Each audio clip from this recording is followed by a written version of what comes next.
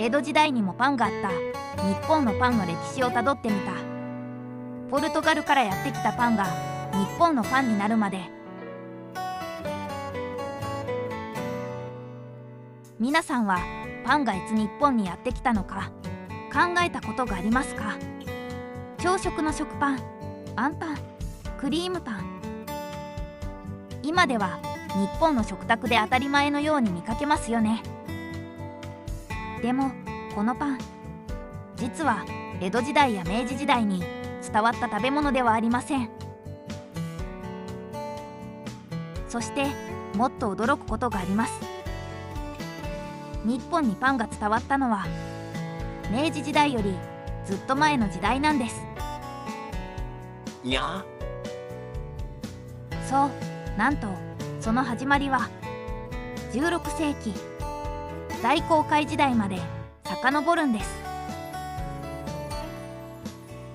今日はパンがどんな旅をして日本にやってきたのか、そして外国からやってきたパンがどうやって日本のパンになっていったのか、トラと一緒にその長い旅を追いかけてみましょう。パンの旅の出発点、それはポルトガルです。日本語のパンという言葉もポルトガル語のパオに由来するとされています。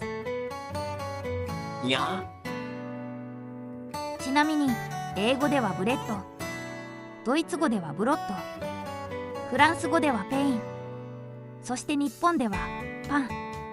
この日本語のパンはポルトガル語のパオから伝わったとされています。いや、パンが日本にやってきた16世紀、ヨーロッパでは大航海時代の真っ只中でした。ポルトガルはアフリカを回ってインド洋へ進み、さらにアジアへと航路を広げていました。そしてその航海の先にあったのが日本です。日本にパンが伝わった時期については1543年とされており、ポルトガル人が種子島に来航したことと結びつけて説明されることがあります。この時代、日本とヨーロッパの間に大きな文化交流が始まっていきました。鉄砲、キリスト教、さまざまな西洋の品物、そして食べ物もパンも、こうした交流の中で日本に知られるようになっていきました。でもここで大切なことは、パンが日本に伝わったことと日本人がパンを普通に食べるようになったこととは同じではないということです。当時の日本人にとってパンはまだまだ珍しい外国の食べ物でした。日本人の主食はもちろんお米。毎日の食生活の中心にあったのはご飯でした。だから外国からやってきたパンがすぐに日本の主食になることはありませんでした。いや、トラもご飯の方が気になるの。江戸時代にもパンがあった。ではここでちょっと時代を進めてみましょう。舞台は江戸時代。皆さんは江戸時代の食卓を想像すると何を思い浮かべますか？ご飯、味噌汁、魚、漬物、そば、そしてパン。いや、普通の江戸の食卓にパンが並んでいたわけではありません。でもここからが今回の面白いところなんです。江戸時代の資料にはパンについての記録が残っています。1715年の和漢三歳図会にはオランダ人が食べるものについてハムと記した記述があります。さらに1718年の御前科史秘伝書には小麦粉を甘酒でこねて発酵させる方法などパンの製法に関係する記述も見られます。いや、そうなんです。だから江戸時代にはパンというものが知られていなかったとは言えないんですね。ただし江戸時代の日本でパンが庶民の間に広く普及していたという意味でもありません。つまりパンは知られていたけれどパンが日本人の日常食になっていたというわけではないんです。この違いはとても大切です。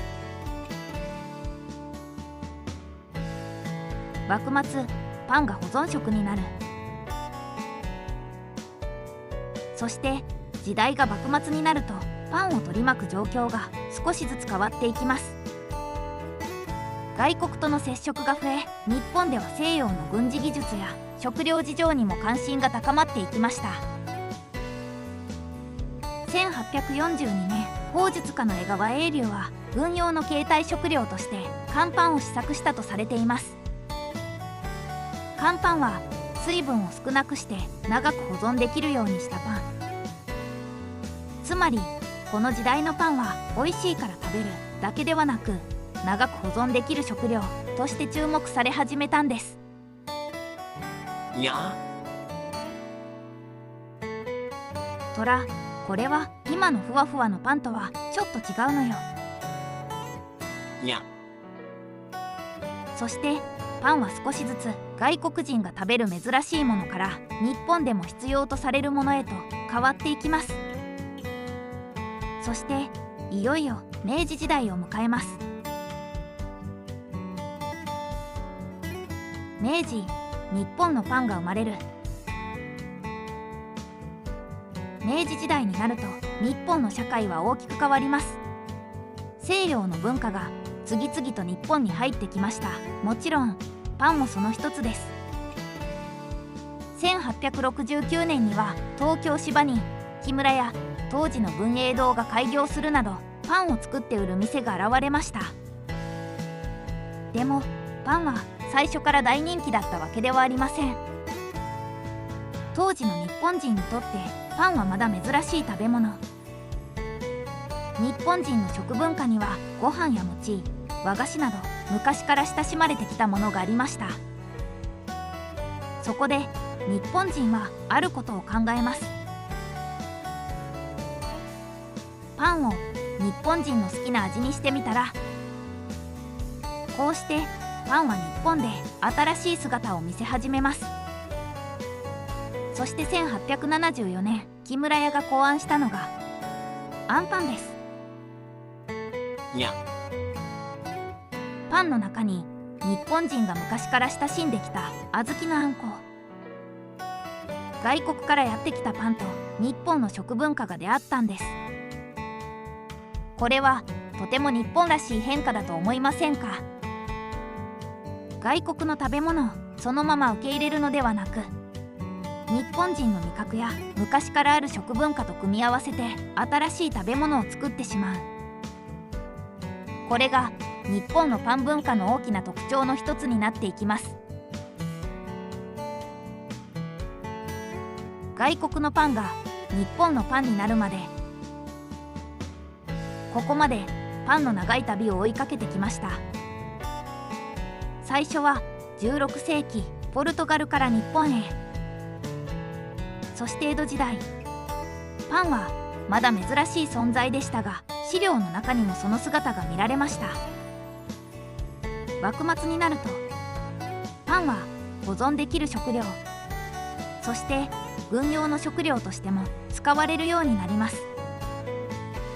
そして明治、パンを売る店が生まれ、少しずつ日本人の生活の中へ入っていきます。そしてあんパン、ジャムパン、クリームパン、食パン。日本人はパンを日本の食文化の中に取り入れながらさまざまなパンを生み出していきました。考えてみるとパンは最初から日本の食べ物だったわけではありません。遠い国からやってきた外国の食べ物でした。でも日本に来てから日本人の暮らしの中で少しずつ姿を変えていったんです。今ではパンはすっかり日本の食卓の一部です。でもその始まりをたどっていくと、ポルトガル16世紀、そして大航海時代、そんな遠い歴史につながっているんですね。にゃではここで一つ質問です。皆さんが一番好きな日本のパンは何ですか？あんパン、クリームパン、それとも食パン？にゃまとめ。外国からやってきたパンが長い時間をかけて日本の食文化の中に根付いていった。そう考えるといつものパンもちょっと違って見えてきませんか？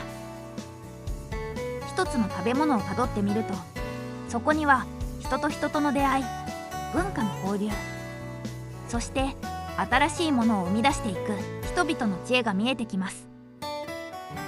にゃそれではまた次の食の旅でお会いしましょう。最後まで見ていただいてありがとうございました。もし今回の動画が面白かったらぜひチャンネル登録と高評価をお願いします。そしてコメント欄であなたの好きなパンも教えてくださいね。にゃそれではまたね。